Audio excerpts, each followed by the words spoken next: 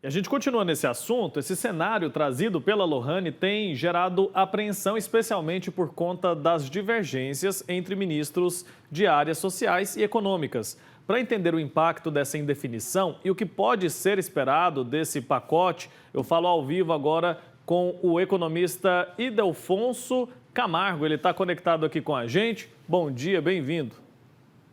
Bom dia, obrigado Wilker, bom dia, parabéns pelo programa Brasil Hoje, é uma satisfação estar aqui com vocês. Então, eu queria que você nos ajudasse a entender um pouco desse cenário, que parece bastante complicado para a maioria das pessoas. Vamos tentar traduzir aqui o que está acontecendo, né? Como que essa indefinição nessas medidas de corte de gastos do governo federal pode impactar a economia e a confiança do mercado? Porque existe uma pressão, né, em cima do governo federal para que realize ali medidas para garantir o cumprimento da meta fiscal. Mas o governo está enfrentando várias barreiras. Queria que você contextualizasse isso para a gente entender um pouco melhor. Wilker, todas as ações terão suas medidas positivas e negativas, né? Não será diferente dessa maneira agora com o presidente, principalmente com o aumento aí, por exemplo, o aumento previsto para 2024, em 2023 foi 81 bi, né, no seguro-desemprego e o abono, e vai para 87 esse ano, previsão que para 2028 chegará a 30, com aumento de 34%, chegará a 109,2 bilhões, então é muito alto.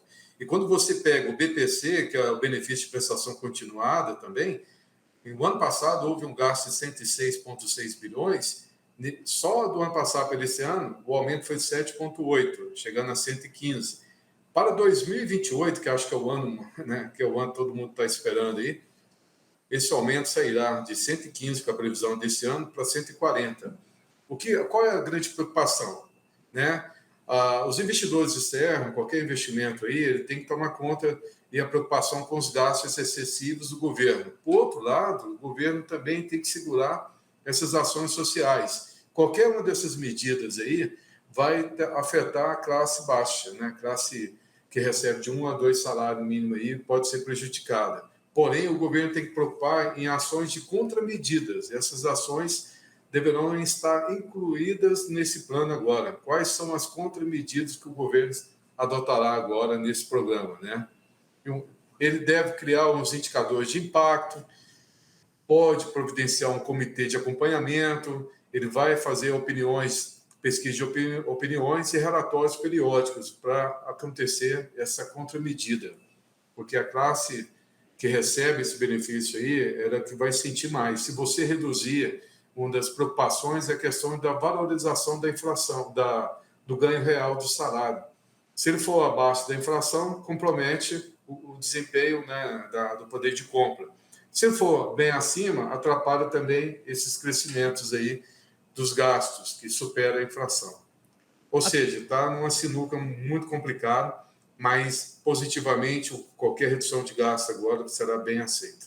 Certo. A questão aqui é que a impressão que a gente fica é de que sempre que precisa cortar gastos, corta de benefícios sociais ou corta das pessoas que são mais vulneráveis, que são mais pobres. Não teria como viabilizar essa economia partindo por outro caminho, de forma que não prejudique especialmente as pessoas mais pobres? Afinal, foi com essa bandeira, né, de cuidar dessas pessoas que o presidente Lula foi eleito. E a base dele está praticamente na base da pirâmide, né? Que é onde que vai ter maior números aí de eleitores. Porém, é justamente a parte mais fraca que recebe essa penalização. O que o governo deveria acontecer agora, no primeiro momento, essa contramedida é fortalecer essa classe, entendeu? Capacitando, dando treinamento, colocando esse público que está numa margem, está na vulnerabilidade, colocar mais próximo à sociedade, qualificando esse público, entendeu? Hoje você tem capacitação técnica com o sistema S, que pode ser explorado, a parte de digitalização, né? Hoje fala muito nessa questão de digitalização, que vai tomar emprego, pelo contrário, há mudanças, né? Essa mudança, mas a pessoa que souber trabalhar com a informática, com tecnologia, com inteligência artificial, ela vai estar com a empregabilidade de se tornar mais competitiva.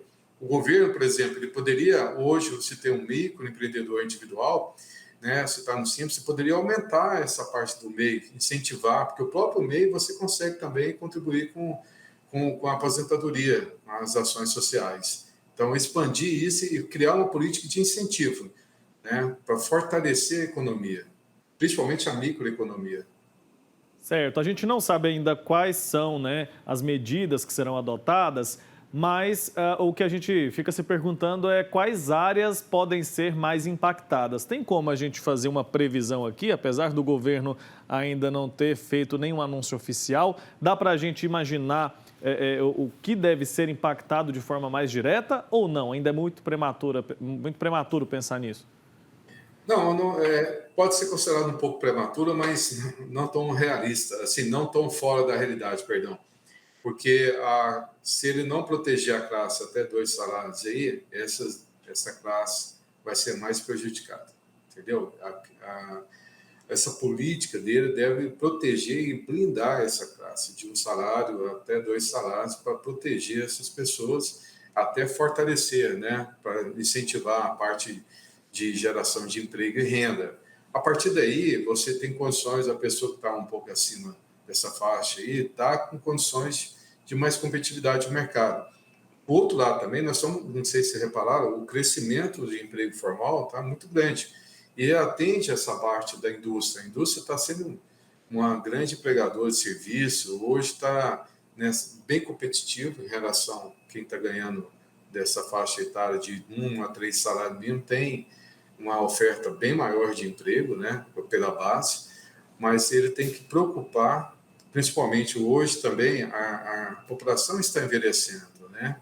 Ele tem que começar a preocupar com o envelhecimento da população, porque aí você vem com os benefícios de prestação continuada, que é o que está crescendo também fora e vem acompanhando junto com o seguro-desemprego e o abono salarial. Entende? Porque quanto mais aumento de emprego formais, também cresce o abono, cresce o seguro-desemprego depois, entendeu? Quando essas pessoas vão saindo, e tem que incentivar também a economia, microempreendedor individual, na parte de microcrédito, garantias governamentais, tem que começar a achatar um pouco essa pirâmide. O que a gente tem visto é que o governo tem demonstrado uma certa urgência, né, em resolver isso. Já são muitos dias de negociação e não entra num consenso.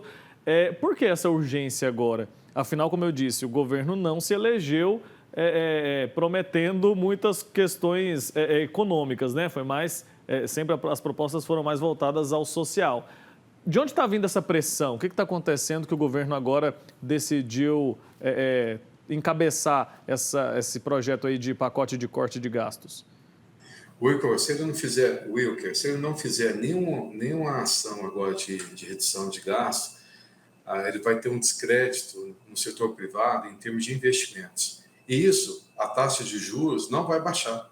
E o governo está propondo uma redução de taxa de juros, ele vem desde o início do governo falando que a taxa tem que ser reduzida, e não é o que está acontecendo, né? Mesmo ele trocando, tem os seus conselheiros lá dentro do Banco Central, isso não reflete a realidade, não vai refletir tão cedo. Então, se ele não começar a fazer o dever de casa, ele não vai conseguir colocar essa credibilidade para o mercado e não vai ter esse retorno. Então, essa pressão vai ser cada vez mais forte, entendeu? E se não preocupar agora, a inflação, com todos esses argumentos, pode vir de novo a inflação. Eu conheci bem na minha fase aqui, né? Infelizmente, graças a Deus, essa geração que está vindo aí já não conhece, mas pode voltar a ter aí um segundo dígito, aí, 2 dígitos em breve, se não tiver nenhuma ação forte. E isso pode castigar especialmente as pessoas mais pobres, justamente, né? Justamente porque perde poder de compra, né, de aquisição, isso vai afetar eles aí, né? Sabendo que a economia, o dinheiro não pode ficar parado, tem que circular, o dinheiro tem que movimentar. Mas como vai movimentar se a taxa está alta, se inibe investimento, entendeu? Mas a outra classe tem que ser compensada de uma forma ou de outra, qualificando e trazendo ela para o mercado. Perfeito. Quando a gente fala de mercado, parece que é um ente, né? Eu queria que você explicasse para a gente, nos ajudasse a entender, especialmente as pessoas que estão nos acompanhando agora não têm muita familiaridade com esse assunto. O que é esse mercado e como que ele impacta na vida dos cidadãos, no nosso dia a dia, na hora de ir ao mercado, na hora de comprar um imóvel, na hora de comprar um carro? O mercado é simplesmente você ter o mercado da concorrência, você ter o mercado da oferta, o mercado da demanda, o consumidor é o mercado, né? O supermercadista, ele abre um supermercado numa região, porque ele tem aquela demanda, a gente chama microeconomia, aquelas pessoas do bairro vão lá, compram, e o dinheiro vai circulando, o mercado vai aumentando, esse mercado dá empregabilidade para as pessoas têm emprego, porque está circulando a economia. Então, o mercado vai crescendo, vão se instalando indústria, empresas de prestação de serviços, comércio. Isso é a cara do mercado, uma economia mais pujante, entendeu? O mercado é isso. O mercado faz com que a pessoa saia daquela comodidade, os desafios, as dificuldades, você busca um curso, qualificação, você busca aí estar sempre mais competitivo. Em todo sentido, a competição é ideal para as pessoas. Você não pode achar que está acomodado, né? E achar que já está tudo bom aí, porque tudo que você fez está para trás. Aqui para frente é uma luta contínua. Então, o mercado, ele exige cada vez mais que você se qualifica, se entende, acompanha as tendências da situação. Hoje a tendência é muito inteligência artificial, as pessoas com tecnologia, mas a inteligência artificial é uma ferramenta. A pessoa tem que aprender a usar essa ferramenta. Então, o mercado cada vez mais exigindo especializações em diversas áreas. Mas você tem áreas hoje, porque o agronegócio, o cara não entender um mínimo de tecnologia, ele não consegue conduzir um trator, uma colheitadeira, alguma maquinária agrícola. O mínimo que ele tem que ter é o conhecimento básico para operar. Então, estou te passando, são camadas do mercado por regiões. A pessoa que for trabalhar no caixa tem que saber dar o troco, saber um pouco de matemática, um atendimento, com empatia com as pessoas. O mercado vai crescendo, entendeu? Com demandas que a própria região vai entendendo a demanda e vocês vão gerando e gera emprego, entendeu? Perfeito. A gente percebe quando conversa com você que está tudo interligado, né? Faz parte de um organismo ali, então está assim ligado à nossa vida cotidiana. Quando a gente começa a falar de economia, nosso desafio aqui é traduzir de alguma forma para que as pessoas que estão assistindo tenham essa noção de que estamos falando aqui da nossa vida no dia a dia. Por isso que é importante a gente ficar atento ao que está sendo discutido lá em Brasília e como que isso pode impactar na nossa vida, e esse impacto acontece de maneira bastante direta. Muito obrigado, viu, pelo seu tempo aqui com a gente, pelas informações. Até a próxima. Que agradeço. Muito obrigado a todos. Até mais. Tchau, tchau.